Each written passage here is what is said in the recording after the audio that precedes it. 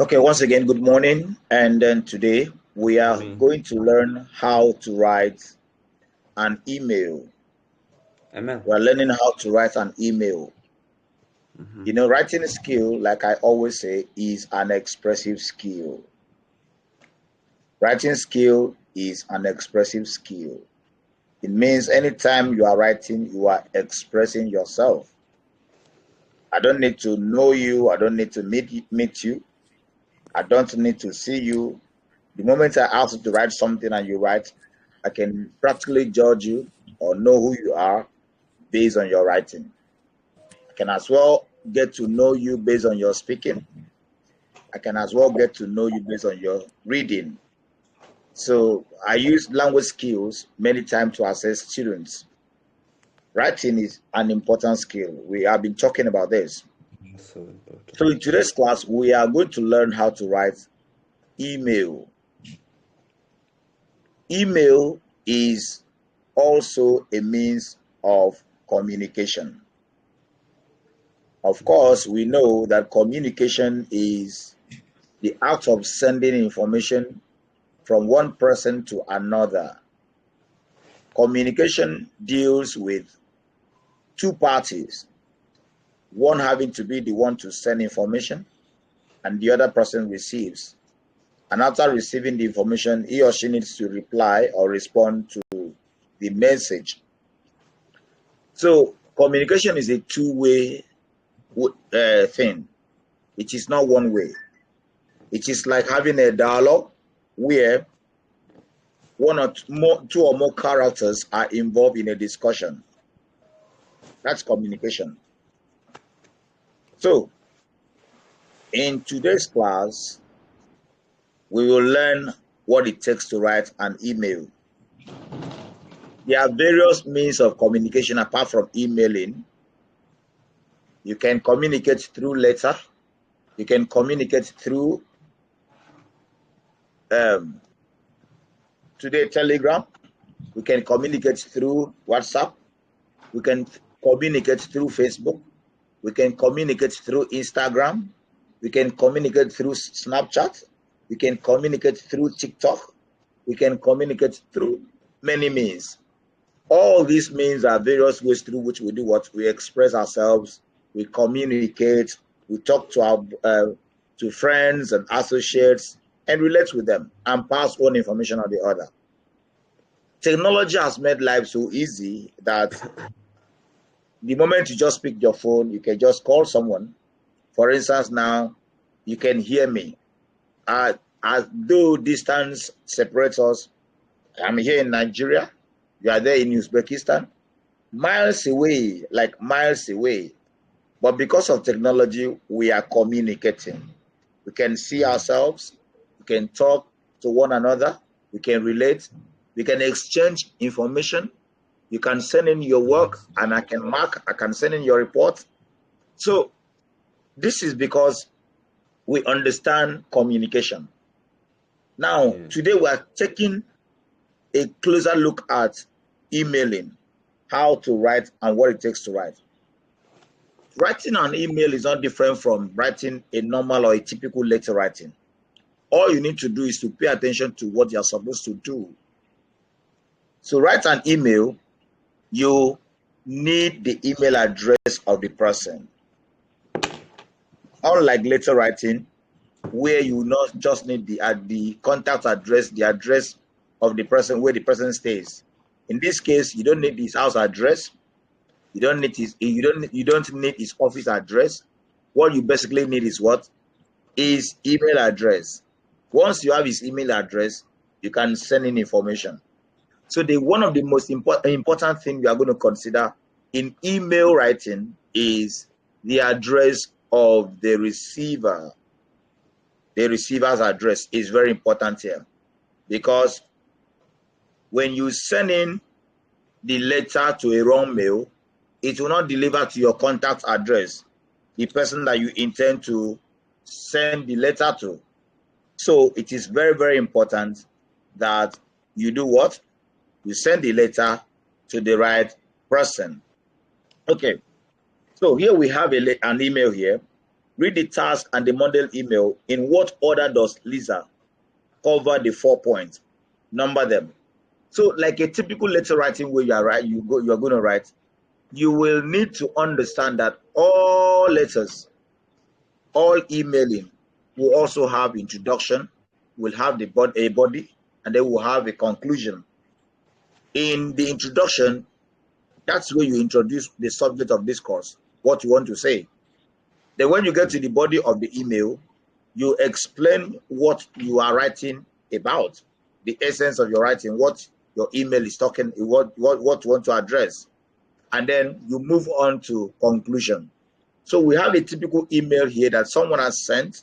We'll read it, and then we analyze the content of the email, and then we will try to write one today. So that by the close, before the end of the day, you should be able to write an email and send it to me.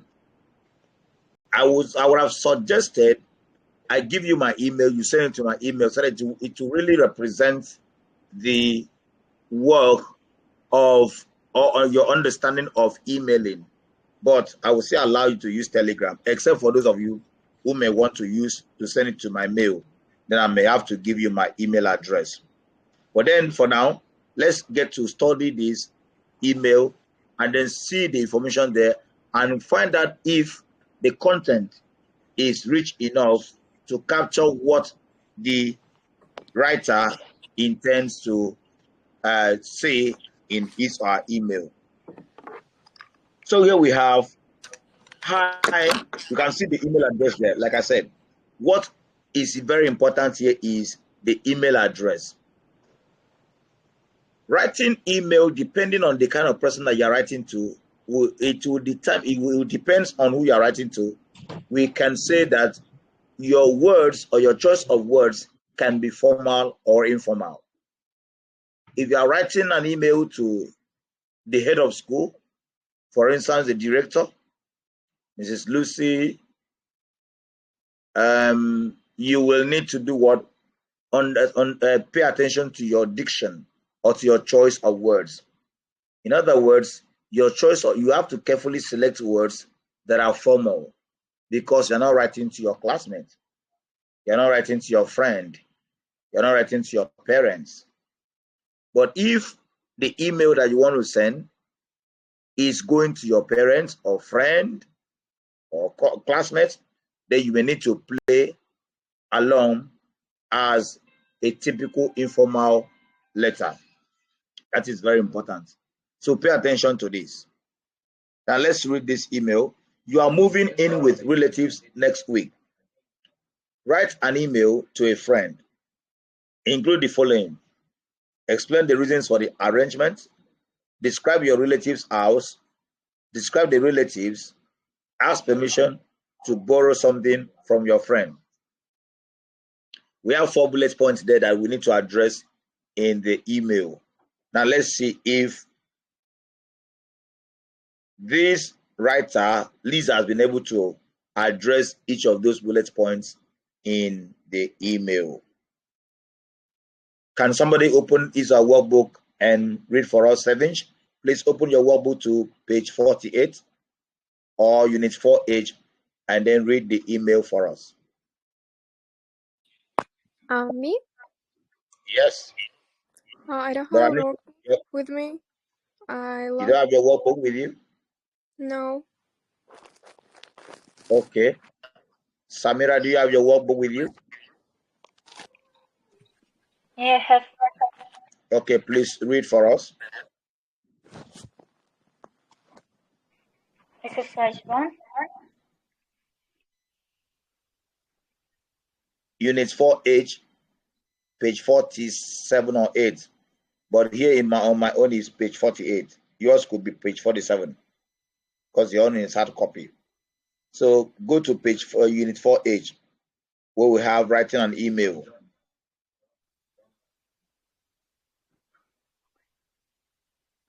Mr. Sir. Good morning.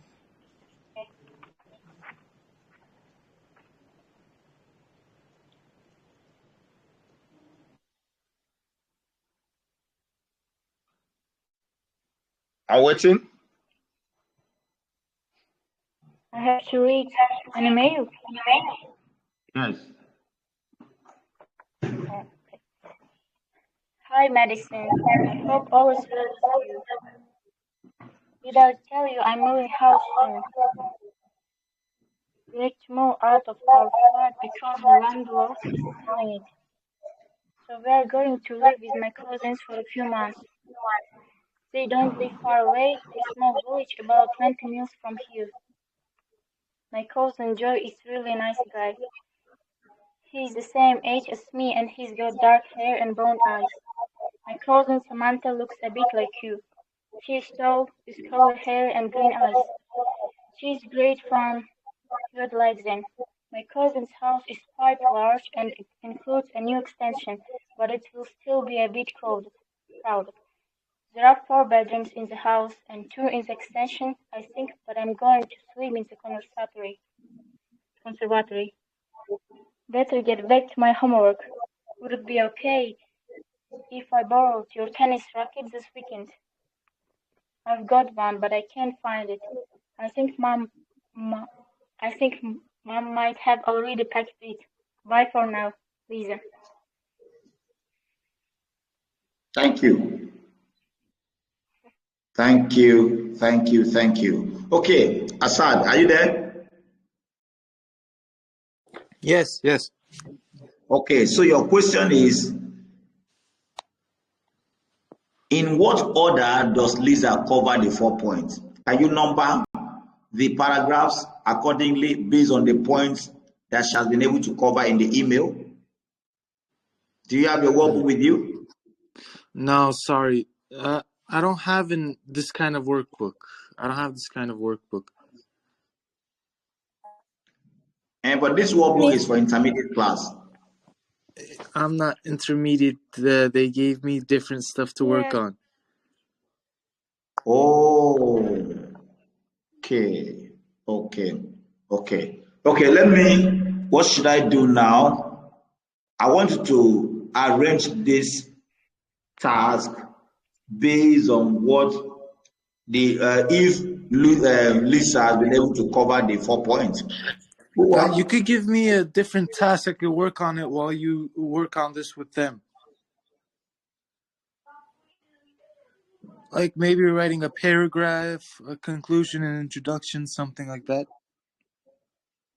Yeah, I understand that. Okay. But then you are going to do this. Everybody's going to write email today. I just want us to do class activity by discussing this email. Oh, okay. Everybody at the end of the day will write an email and send to me. That's what we're going to do today. Okay. Who can help us there? As Samira? Yes. Do you have your workbook? I have. You have your workbook? Yes. Did you say yes or no? Like, do you have your workbook? I have workbook. I have. Okay, so if you have your workbook, we are told read the task and then tell us what order Lisa covered the 4 points. The 4 points, the first point is explain the reasons for the arrangement, describe your relative's house, describe the relative. Which paragraph describes the relative house? Which paragraph describes the relative? And which paragraph asks permission to borrow something from a friend? We have paragraph 1, 2, 3. I hope all is well with you. Did I tell you I'm moving out soon? We need to move out of your flat because the landlord is selling it. So we're going to live with my cousins for a few months. They don't live far away, in a small village about 20 miles away. 20 miles from here. My cousin Joe is a really nice guy. He's the same age as me and he's got dark hair and brown eyes. My cousin Samantha looks a bit like you. She's tall with curly hair and green eyes. She's great. You like them? My cousin's house is quite large and includes a new extension, but it will still be a bit crowded. There are 4 bedrooms in the house and 2 in the extension. I think, but I'm going to sleep in the conservatory. Better get back to my homework. Will it be okay if I borrow your tennis racket this weekend? I've got one, but I can't find it. I think Mom might have already packed it. Bye for now. So which of the paragraphs describes your relative house? Can you tell us?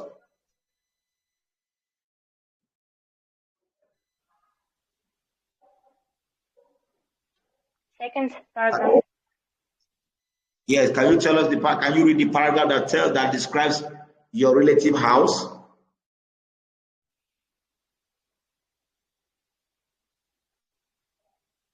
I have to read my. Read in the email the paragraph that describes your relative house. My cousin's house is quite large and includes a new extension, but it will still be a bit crowded. There are 4 bedrooms in the house and 2 in the extension, I think, but I'm going to sleep in the conservatory. Thank you. Thank you. Now, can you say something about permission to borrow something from your friend? What paragraph is that? The last paragraph. The last paragraph. Better get back to me. Would it be okay if I borrowed your tennis racket this weekend? Now, what I was trying to say in essence is that in a typical email that you are going to write to a friend or a colleague or a family person, you must have what we call, you must have content that you are going to address. And each of your contents should be addressed in a paragraph. Each of your contents should be addressed in a paragraph.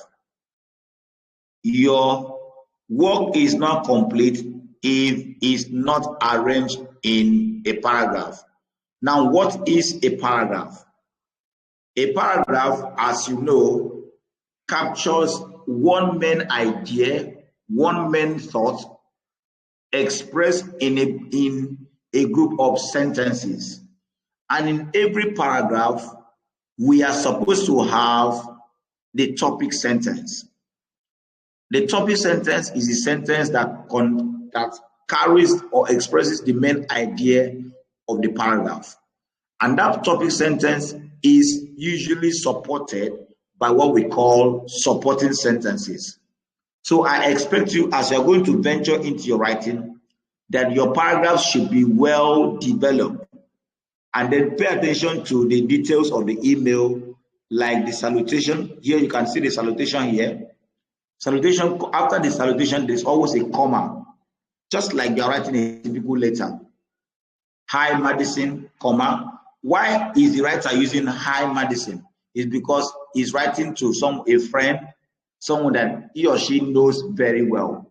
So she is ready to play around with words because he's writing an informal letter and then in form of an email. If this was a formal letter in form of an email, the language would have changed. That's why you need to understand who you are writing to or who you are sending the email to, because the person you are sending email to determines your choice of words that you are going to use. Then we have here, bye for now, Lisa. Bye for now, Lisa.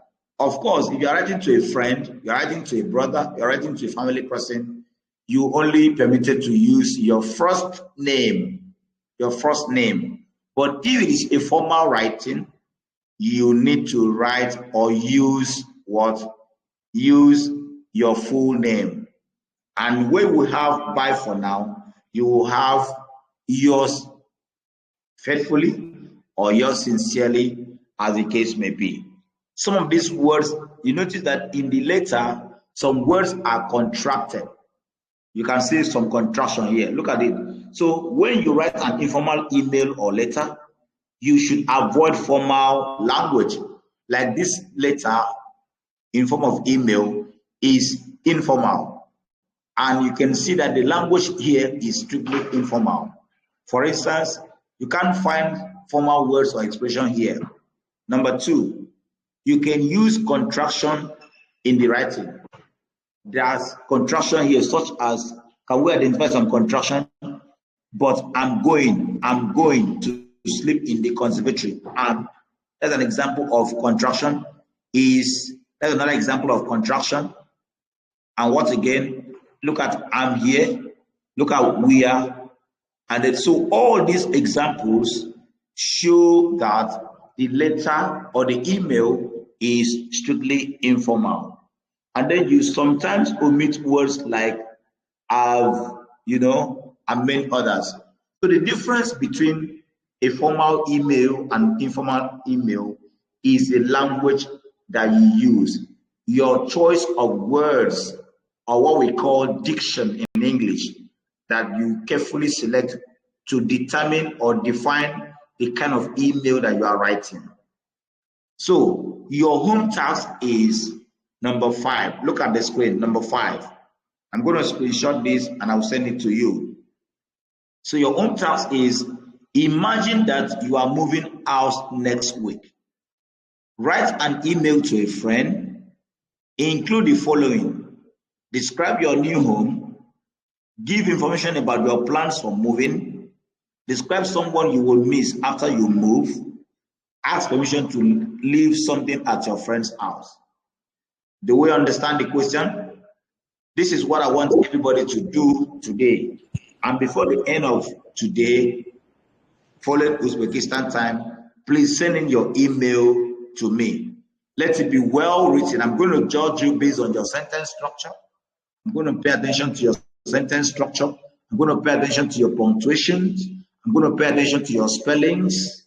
I'm going to pay attention to your paragraphing, because you are already advanced learners. So I want to pay attention to all these things while you write your email. So pay attention to all that, and then make sure you deliver a very good and excellent letter. Your paragraphs must be well developed. You must pay attention to spellings, that you don't commit or make spelling errors. You must punctuate your work properly. Use the right capitalization, full stop, comma, semicolon, colon, parentheses, brackets, and many other punctuation marks. You should also be able to use various sentence structures, such as simple sentence, compound sentence, complex sentence, and compound complex in your writing. This makes you a better writer and makes you to stand out. So I encourage you to try and answer this question and send it to me. Do you have questions to ask? No questions. Okay, please, can you please drop your full names on the chat platform, so I will use that to compile my attendance. All right.